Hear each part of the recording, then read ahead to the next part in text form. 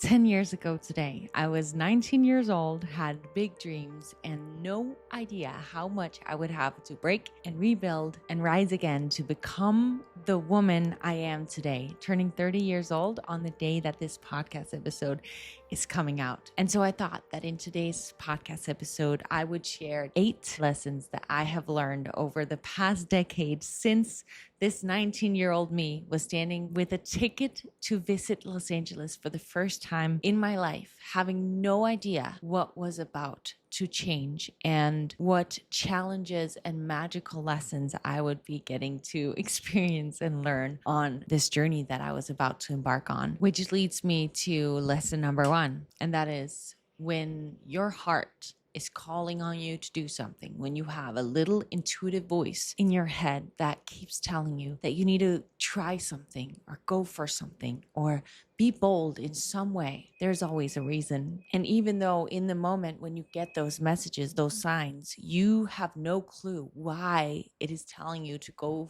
for it, to do that thing, it may even seem so crazy to do it, but there is a reason that this calling is in your heart, and you will only get to experience the beautiful, magical things that are waiting for you on the other side if you actually dare to go for it. When I decided that I wanted to visit LA for 6 months, I had gotten a 6-month tourist visa. I had no clue that I was about to enter a city that I'm getting shivers as I'm saying this, would feel that it was my home, that I had finally found this place where I felt like I fit in with these people who I felt got me because they were just as crazy and weird and had these wild, incredible dreams for their life. And them going after their crazy dreams allowed me, at least that's what I felt, to also have the permission to go for my dreams and dream big and dream crazy and do the thing that wasn't always the normal thing to go after and do in your life in Denmark, which is where I'm from. And since then, again and again and again, when I have felt this little intuitive voice in my head telling me to start a YouTube channel, even though I was getting so little growth with the massive amount of work I'd put into it, or try my best to become a model and go for one of the biggest modeling agencies in the world, or build my own business. When I listened and just saw the small little goals and the small little action steps that it would require of me to just make some sort of progress or just follow the voice, the little nudges. In the moment when I heard it, I may have questioned it, but actually going after it, my life has unfolded in ways that I could not have ever imagined before actually embarking and going for that thing that my little voices were telling me. And I'm sharing this with you because if you're listening to this episode, I believe there is a reason. And I believe that maybe it could be because you've been getting these little voices, these little nudges that your body, your belly, your third eye intuition has been telling you to go for.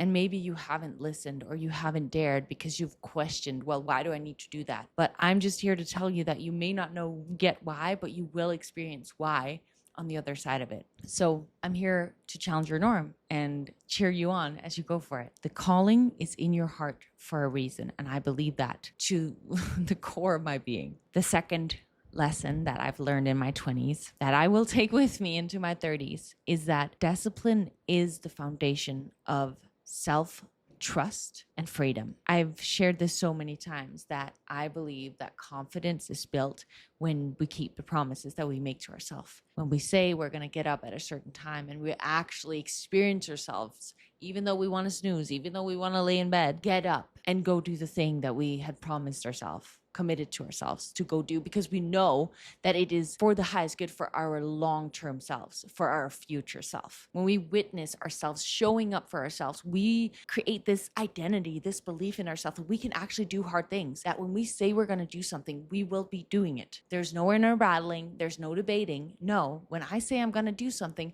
I do it. I show up for myself just as much as I show up for the people in my life and for maybe my career goals or whatever it is that you are capable of being consistent with. I want you to think about an area of your life where you're consistent. You show up consistently. Maybe for you, it is the gym. Maybe for you, it is being a good mother. Maybe for you, it is cleaning the house. Maybe you're very good at something in your life. I want you to look at that area of your life and see that as proof that you can stay consistent and that you can keep the promises that you make to yourself. Maybe you're someone who wants a clean home. So every day you make sure to clean your home. Maybe it's something completely different, but find the area in your life where you've proven to yourself that you can show up for yourself, because that is proof that you can do it. And you just need to apply that same level of discipline in these other areas of your life that you want to improve. I really believe that the habits that I have, which is getting up really early in the morning, doing my journaling every day, meditating every day, going to the gym, eating healthy nutrition, yes, with sometimes having a little bit of a treat as well, but genuinely, for the most of the time, eating healthy nutrition and sticking to showing up for the way that I show up for my community and the people in my life and things that I care about. The habits that I've developed that potentially sometimes I don't feel like I have a lot of energy for, but then I show up anyway. Those habits and me showing up anyway, it's not punishment, but it's self-love. It's because I've gotten really clear on what it is that I want in my life, who I want to be. And so when I show up like that with those habits, with that self-discipline, it is self-loving because it's in alignment with who it is that I deep down want to be. So if you've been making yourself believe that the discipline that it requires for you to get to that next level is punishment or is not self-loving, you can choose to shift that belief. Once you shift that narrative, it may become even more fun and more exciting to actually show up for those daily habits that you know are going to make you happy long term. The third lesson that I've learned in my 30s, which I have found feel so freeing, it can be triggering to a lot of people when I share it. It can be triggering whenever I've had to learn a next level version of this. But when someone triggers you, look inward. I have chosen to look at life as one big journey of learning lessons. And when I look at someone and I get triggered, it has nothing to do with them and everything to do with my perspective of the world and my relationship with myself. I've spoken on this in multiple podcast episodes, but my belief is, it's shared in different psychology books, that when we judge others for something, it is because whatever the quality is that we judge others for, it is a quality that we have not yet learned to love within ourselves, meaning that we also judge ourselves for that quality. Either we don't allow ourselves to do it, or it's a shadow side. We do it, but we're not aware. And it all comes from us when we're children. We learn that certain behaviors are good, certain behaviors are bad. But as we grow older and become adults, we can choose to look inward and heal those parts of ourselves that we have neglected, that we have chosen were not allowed in our body for us to feel. So whenever someone triggers us, it's so easy to look outward and look at why it is that they are such and such. But if we instead can ask ourselves, when we get triggered by someone being selfish, someone cutting us in traffic, or being rude, or whatever it is, when we experience someone doing something that does not make us feel good and make us want to look down or angry at, or whatever it is that we want with that other person, look inward and ask yourself, what is the quality that I am judging this person for right now? And ask yourself how you can learn to love that side of yourself as well. And I know that this is like actually a full episode that would require for me to fully go into depth of this, but said shortly, if I judge someone for being selfish, asking myself, when in my life have I been selfish?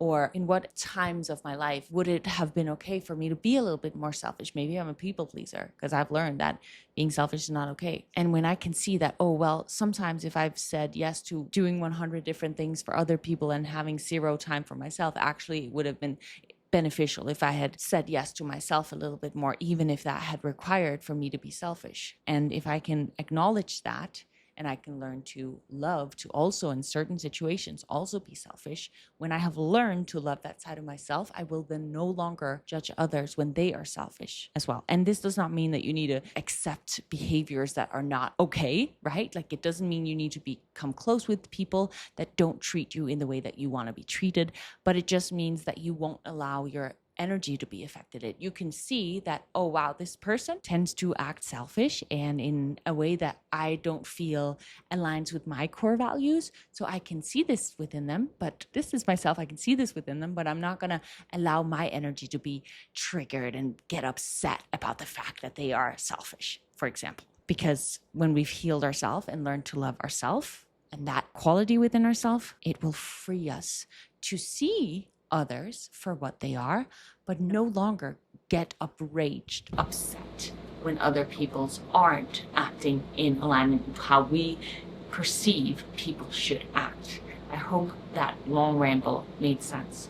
But even in your close relationships, if you can see your partner, your friends, your family members as lessons and taking ownership of how your reactions are your responsibility, and that every trigger is a mirror showing you what needs some attention, some love, and some healing. And doing this in my life has freed me, because when we're no longer focused on how other people are doing things wrong and we only focus on our part, oh my goodness, does life start to feel good.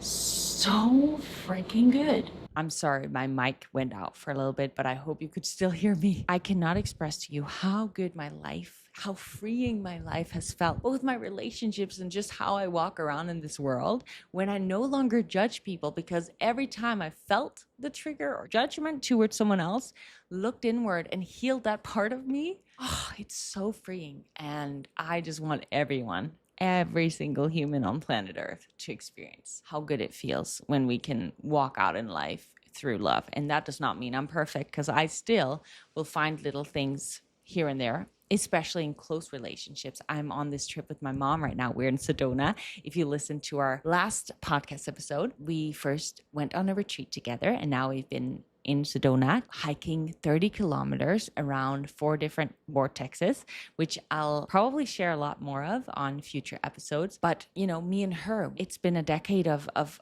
learning when these triggers come up, because they will come up as mother and daughter, even though we both have done so much healing work, so much inner growth, and know all the things we need to do to not get triggered. It can still show up. But what the difference is now, it shows up, we become aware, and we let it go. And yes, sometimes when it comes up, then I know, oh, wait, here's still something that I can learn to love within myself, to heal within myself. And that's the beauty of life, right? It's a never-ending journey. We're never going to be done learning and growing. The fourth lesson that I have learned and that I love, and that I hope everyone listening to this episode's already super aware of, is that when life rejects you, as in when you go through a breakup, lose a job, when something doesn't turn out the way that you thought that you once wanted it to turn out, it is such a protection. It is so here to teach you the lessons, to show you a better way of life. However, I do believe it does require, of course, when you're going through a change in life, you should take the time you need to heal, to recover, to allow yourself to be upset or angry or whatever you feel. But at one point, when you're done feeling the upsetness, allow and open up for what is here for me. Why did this happen? Show me the beautiful things you have in store for me. I'm talking to God, the universe, energy surrounding you. You may think I'm loco crazy, but if you use this, you may just experience some miracles coming your way. Whenever I've gone through anything that didn't go according to what I would have liked for it to, which there's been, oh my goodness, I cannot even count on one hand how many times in my life this past decade things have not turned out the way I wanted it to. But every time I've then felt the upsetness, felt annoyed and sick and tired of feeling this upsetness, and then asked, show me what you have in store for me. Show me what I need to learn. Give me the signs, and I promise I will take action and I will do everything you show me to do. Once I have opened myself up to the possibilities and trusted that this redirection really was here to show me and take me to an even greater path, an even greater direction, that's when these little voices in my head had started to pop up with actions I needed to take. Again, not knowing why I needed to take these actions, but just listening to them and doing, acting, and moving in some direction. Maybe having no plan, but just listening to this intuitive knowing that I needed to go in some direction. And I've not gotten to get these messages by sitting at home dwelling in my bed. No, I've gotten these messages from going on hikes by myself, simply just praying, asking, being open in nature, meditating, journaling, and taking actions with whatever I felt curious about. And an exercise I would love for you to do, if you don't know if you can trust that this is really a redirection, if you're going through something challenging right now, take a piece of paper out and write down, just 10 times in life where things didn't go according to plan, but then what good came out of that? Did you learn a lesson? Did you find a better partner? Did you get a better job? Did you learn how to paint? Like whatever it is, write down all the bad, negative things, at least something that you used to think was a negative thing, and then how it really was for you. And I think that when we have that list of things and reasons why those redirections were good, when we then next time get in a situation where something doesn't go according to plan, we can really remind ourselves that, oh, it's for me. It's for something greater. And I cannot wait to see what life has in store for me. I know it can be challenging in the moment, but if you actually do this, you may get surprised by how quickly the miracles could show up in your life. The fifth one I wrote is the real glow up isn't an external one, but an internal one. As I mentioned, I'm right now in Sedona, where I was on a retreat, and now have been doing a bunch of hiking to these vortexes, which the retreat itself was all about going inward and connecting to myself and my chakras. And the realizations I had during these healing sessions and meditations and just stepping into this very magical space, as well as during each of these vortex hikes, I have set an intention and created a mantra and opened up for something new, depending on what this specific vortex represented, like what energy it provides. And I have gained so many new awarenesses and clarity that I was really seeking by being here in nature and by exploring myself and this beautiful earth. And this week, doing it with the retreat and now these vortex hikes has been really, really powerful. Just like when I've gone on other retreats or gone on other journeys like this one. But every day I try to do it to the best of my ability at home with my meditation and with my journaling, connecting with myself, my deepest desires, my feelings, my dreams, my goals. In different seasons, I have different focuses, but biggest glow up is the one that we make within. I make so many journaling challenges. If you are a part of my Dream Life Society, which I'll link in the link below, which if you're listening to this podcast episode, we're starting our August Reset and Rebuild challenge today. And in these journaling challenges, as well as in my own daily journaling, I really ask myself challenging questions because I believe at least me, I tend to come up with my own stories based on my past beliefs. And I will even tell myself lies to stay comfortable because I like staying comfortable. And so I've really had to get honest with myself again and again and again. And that's what I try to do every single morning and really connect with my truest, deepest self instead of living on autopilot. So I believe that to have a real glow up, it starts from that inner glow up and really diving deep into your soul, which you can do through the daily journaling, daily meditation. Maybe you do it through walks in nature. Maybe you do it through going on retreats like this. Maybe you do it through jumping in the ocean. Oh my goodness, that is actually a spiritual experience. It's powerful. Whatever way you choose to do it and connect with yourself. I think for me, the sixth thing I've learned is that you don't need permission to change your path. I am someone who have always been so afraid of fear of judgment. And it's always taken me a while to start the thing that I want to start because I've waited for some sort of permission. And it hasn't been until I've asked myself, well, would I rather stay stuck and never get anywhere with this goal because I'm afraid of what someone from my high school class or my family will think of me? Or would I be willing for the possibility that some people are going to judge me, but I'm going to go after this dream, this big thing or small thing that I deep down want to do, that I feel this calling to go do, and potentially even help people on the journey? What would I rather? And I think if you're in a situation right now where you maybe haven't taken action on the thing that you deep down want to do, ask yourself, are you willing to stay stuck because of the fear of judgment or waiting for your parents' permission, your partner's permission? Like, are you willing to stay stuck because of that? Or are you willing to risk their disapproval for a while in order for you to go after this thing that you really, really want? It's a really, really honest and valid question. And most of us are not daring enough, willing enough to actually be honest with ourselves about it. But if you dare ask yourself, that question, I think we both know what the answer is. And it's okay for you to let that thought mature inside of you and give yourself some time. But my advice is to not wait for permission. Give yourself permission.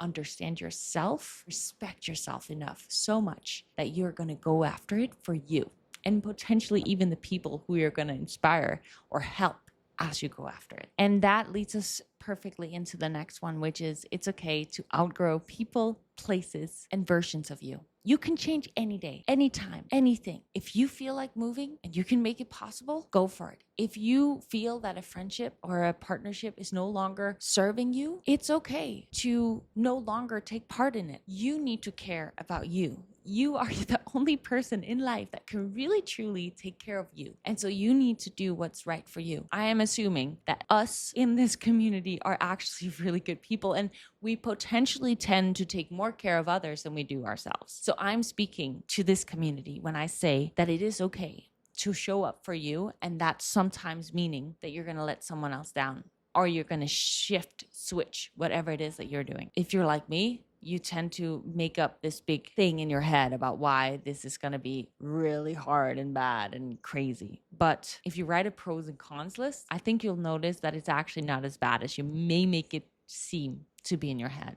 It's okay if you take a little bit of distance so that you can focus on you for a while. And it is okay to move away. None of my family in Denmark wanted me to move to LA, and I understand that because I love them and they love me. They don't like that I'm on the other side of the planet, but I needed to do that for me. I needed to do that for me because I could not feel more grateful for the life that I've built. I am so freaking grateful. And imagine if I had stayed home because of that. I mean, I can't even imagine. It would not have been good for me. And I don't believe I serve anyone by not living a life that I'm feeling I need to live. And I don't believe that you're serving anyone by trying to serve them over you. I think you're actually serving them more by showing them who you are or who you want to become or what it is that you want for your life, because you may inspire them to become more authentic with themselves and help them see that they also can go after the things that they want, that they don't need to stay stuck in an identity that they've built 20 years ago or in a house that they've stayed in for too long that doesn't make them happy anymore, or whatever it is. You can inspire them by doing the thing that you need to do for you so that they can see that they can do the thing that they need to do for them as well. The last and final, before we get to a little extra tip, is that joy is found in the process and in growth, not the end result and not in perfection. I, in the past decade, have accomplished so many of the goals that I had set myself out to wanting to achieve. And what I've really found is that arriving there brings me no more happiness than the journey. What brings me happiness now is my daily life, that I have the freedom to create every day, that I have the freedom to create a podcast like this on a Saturday, being in Sedona, and message my community like I just did before I came on this podcast, like a long post, and share some journaling prompts with them to really gain more clarity on their deepest why. It's creating videos as I've been walking on these hikes towards the vortexes. That to me is what brings me the daily joy. And the beautiful thing is that I've been able to do that since the beginning. I've always been able to do that.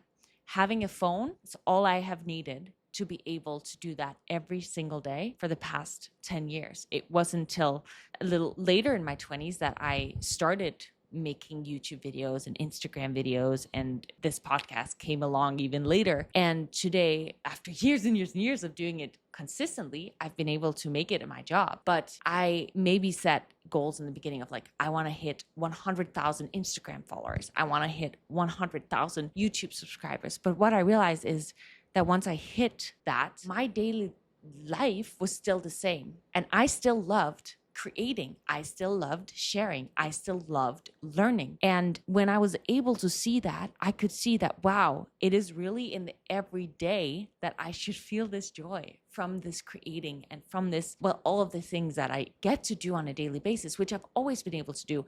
In the beginning, I just had to have some side jobs as well to be able to eat, right? Where now I get to do it even more, and it has helped me create a beautiful business as well. So now it's what I do for a living, but it's still the same every single day, is doing the same thing, just with, of course, growth and evolution. So that the exact way of doing it changes over time. And also because I've been doing this so many times now, I have people who help me, which also has made it easier for me. But again, it's the everyday creating that still applies, that brings me the daily joy, together with, of course, my relationships and everything else that I get to do on a daily basis.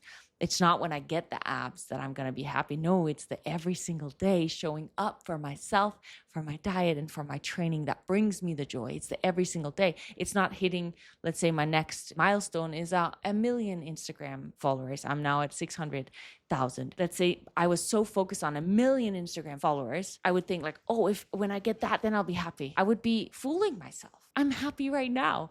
I enjoy right now making this content every day, but it's a choice that I am happy right now, because I could just be so focused on the next goal and the next goal and the next goal that I would forget to be joyful and happy in the now. And look at how far I've already come, because, oh my goodness, I've really been reflecting on the past decade, over the past month, I would say. And it's just wild how many beautiful things have happened. I mean, when I say beautiful things, it's also challenges that have brought me to such incredible lessons and awarenesses. And because I'm such a goal-focused person, which is something I used to do quite a bit when I first set myself to like set these really crazy goals, I would forget about how much I could enjoy the everyday and the journey. And an exercise that I've shared a couple of times this year is that I have really gained such a clear vision of what my future self looks like 5 years from now. And I'm sharing this with you because I'm hoping you're willing to try this exercise as well if you haven't yet. Really gain clarity on how she feels, who she is, how